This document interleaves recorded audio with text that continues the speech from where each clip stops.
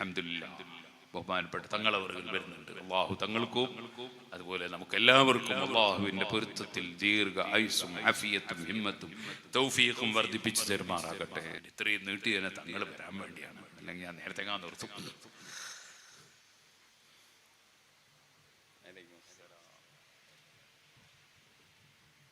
ഇരുന്നോളില്ല,